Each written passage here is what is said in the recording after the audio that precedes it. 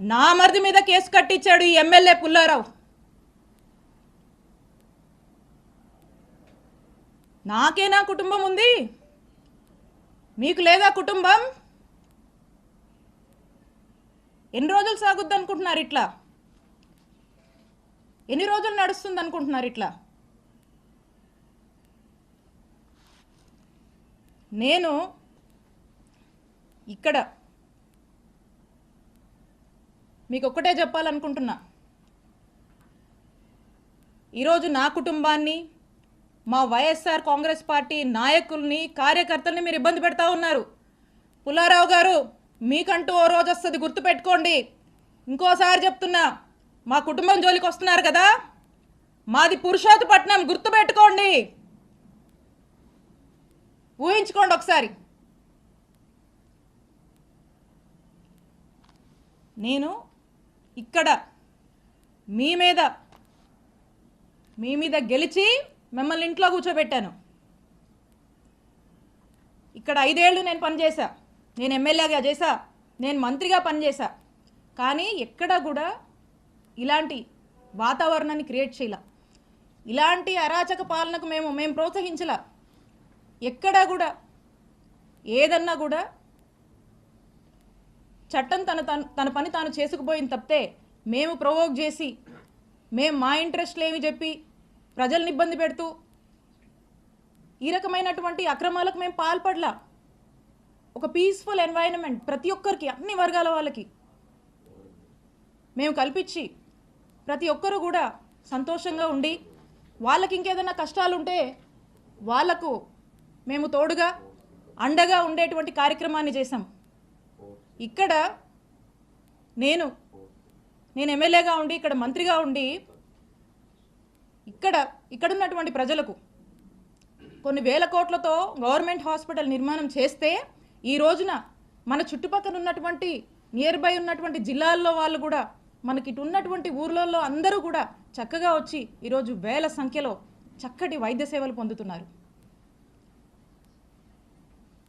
ఎప్పుడో చిరకాలపు కలగా ఈ చిలుకూరుపేట ప్రాంత ప్రజల కలగా ఏదైతే బైపాస్ ఉందో, ఆ బైపాస్కి సంబంధించి ఏదైతే ల్యాండ్ ఎక్విజిషన్లో భాగంగా రైతులకు డబ్బులు రావాల్సి ఉందో, ఆ డబ్బులను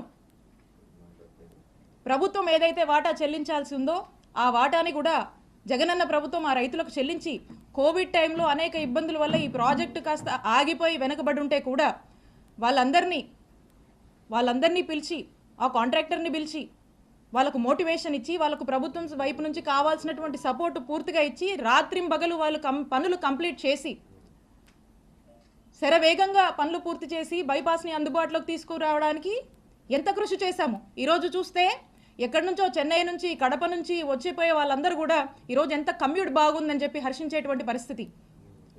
ఈరోజు ప్రతి ఒక్కరు కూడా యాక్సిడెంట్లు తగ్గి సంతోషంగా ఉన్నటువంటి పరిస్థితి. అలాగే చిలకలూరుపేట పట్టణ ప్రాంతానికి సంబంధించి అమృత్ పథకం చివరి దశలో ఉంది. ఆ చివరి దశలో ఆ కొన్ని పనులు జరిగితే ఆ ప్రాజెక్ట్ కంప్లీట్ అయిపోతుంది. దాని మీద దృష్టి పెట్టండి. లేదు, మీ దృష్టి దీని మీద లేదు. మీ ప్రభుత్వం పుణ్యమా అని ఈరోజు చూస్తున్నారా, నియోజకవర్గంలో వ్యవసాయం చేసుకునేటువంటి రైతులు పత్తి, మిర్చికి సరైన గిట్టుబాటు ధర లేదని చెప్పి ఏడుస్తున్నారు. మీ ప్రభుత్వం పుణ్యమా అని నిత్యావసరాల ధరలు, ఆ వస్తువుల ధరలు పెరిగి సామాన్యుడు కొనుక్కోలేక ఎన్ని ఇబ్బందులు పడుతున్నారో ఒకసారి తెలుసుకోండి. మీ ప్రభుత్వ పుణ్యమా అని వ్యాపారస్తులు వ్యాపారాలు సరిగా సాగక, ఆ వ్యాపారం సాగించాలన్నా మీరు పెట్టే ట్యాక్సులు, మీరు అడుగుతున్నటువంటి మెంబర్షిప్లు కట్టలేక ఎన్ని ఇబ్బందులు పడుతూ తలబాదుకుంటున్నారో తెలుసుకోండి. ఇవేవి మీకు పట్టవు. పూర్తిగా మీ ఫోకస్ 2 అంశాల మీదే. ఆ 2 అంశాలు ఏంటంటే, ఒకటి, విడుదల రజనీ మీద కేసు పెట్టాలి, విడుదల రజనీ కుటుంబ సభ్యుల మీద పెట్టాలి, వైఎస్ఆర్ కాంగ్రెస్ పార్టీ కుటుంబ సభ్యులందరి మీద కూడా పెట్టాలి. ఎవ్వరూ కదలాడకూడదు, హింసించాలి, జైళ్ళ దాకా తీసుకువెళ్ళాలి, అక్రమ కేసులు, అక్రమ అరెస్టులు చేయాలి. ఇదొక ఇంట్రెస్ట్ అయితే, మీకు ఇంకొక ఇంట్రెస్టు హ్యాపీగా జోబులు నింపుకోవాలి. సామాన్యుల్ని కూడా ఇబ్బంది పెట్టి అక్రమంగా డబ్బులు సంపాదించాలి, మీ జోబులు నింపుకోవాలి. దోపిడీ అక్రమ సంపాదన, అక్రమ కేసులు, అక్రమ సంపాదన, ఈ రెండిటి మీదే మీ 100% ఫోకస్ ఉంది. దీంట్లో 10% అయినా ఇంత హ్యూజ్ మ్యాండేట్ ఇచ్చారు ఈ జనానికి. వీళ్ళు ఏ సమస్యల్లో ఉన్నారు, ఈ సమస్యల గురించి పట్టించుకుందాం, వీళ్ళకు మేలు చేద్దామని దీంట్లో 10% మీరు పనిచేసినా ఈ నియోజకవర్గం బాగుపడుతుంది. కానీ ఇవేవి పట్టవు, ఇవేవి మీకు పట్టట్లేదు. ఒక్కసారి ఆలోచన చేయండి. మేము అధికారంలో ఉన్నప్పుడు, నేను ఎమ్మెల్యేగా ఉన్నప్పుడు, నేను మంత్రిగా ఉన్నప్పుడు ఒక్కసారి 2014 నుంచి 2019 వరకు మీరు చేసినటువంటి అక్రమాలు, ఇల్లీగల్ యాక్టివిటీస్, మీరు చేసినటువంటి స్కాములు, మీరు చేసినటువంటి పాపాలు ఇవన్నీ ఏంటా అని ఇక్కడున్నటువంటి ఒక సామాన్య జర్నలిస్టు మిమ్మల్ని ప్రశ్నిస్తే, జర్నలిస్టు మర్డర్ల దాకా కూడా మీరు చేసినటువంటి పాపాల గురించి నేను ఒక్కరోజు ఆలోచించుంటే ఏమైండేవాళ్ళు పుల్లారావు గారు? మీరు ఏమైండేవాళ్ళు? ఒక్కసారి ఆత్మవిమర్శ చేసుకోండి. నా మీద పెట్టిస్తారా కేసులు? మా నాయకుల్ని వేధిస్తారా? వైఎస్ఆర్ కాంగ్రెస్ పార్టీని గొంతు నొక్కేస్తారా ఇక్కడ మీరు? ఇవేమి సాగవు, ఇవేమి కుదరవు. ఈరోజు మీరు చేస్తుంది ఏందా అంటే ఇలాంటివన్నీ ప్రోత్సహిస్తూ వాట్ నాట్ ఈరోజు నియోజకవర్గంలో వాట్ నాట్ జరుగుతుందండి. ఈరోజు ప్యాకెట్ నడుస్తుంది, గ్రానైటు, గ్రావెలు, సెటిల్మెంట్లు, అక్రమాలు, ఇల్లీగల్గా ఎలా డబ్బులు సంపాదించాలి, బార్ షాపులు, బెల్ట్ షాపులు, ఇవో ఇలా చెప్పుకుంటూ పోతే చాలా ఉన్నాయి. సరే, జనం ఆశపడో సూపర్ 6, సూపర్ 7 అని చెప్పారు, మాయమాటలు చెప్పారు. సరే చూద్దాంలే అనుకున్నారు. ఇంత పెద్ద మ్యాండేట్ మీకు ఇచ్చారు ఈ రాష్ట్రంలో.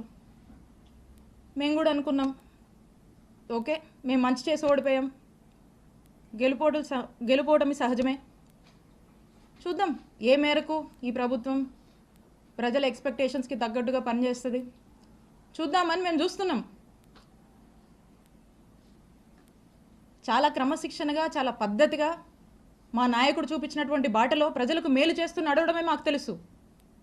ఇలా మీలాగా చీప్ ట్రిక్స్, ఈ చీప్ పాలిటిక్స్, ఎవడనో పెట్టి ఏదేదో చేస్తామంటే నేను ఒకటే చెప్తా ఉన్నా. నాకు నవ్వొస్తుంది పుల్లారావు గారు, ఎందుకో చెప్పనా? నా రాజకీయ అనుభవం 7 ఏళ్ళు. నా 7 ఏళ్ల రాజకీయ అనుభవం ముందు మీ 25 ఏళ్ల రాజకీయం తల జించుకుంది ఈ రోజుతో అనిపిస్తుంది.